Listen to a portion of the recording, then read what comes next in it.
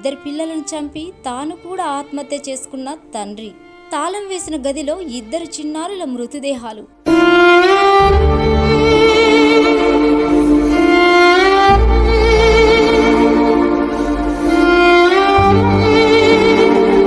ఎన్టీఆర్ జిల్లా మైలవరం గ్రామానికి చెందిన వేములవాడ రవిశంకర్ చంద్రకళకు ఇద్దరు పిల్లలు.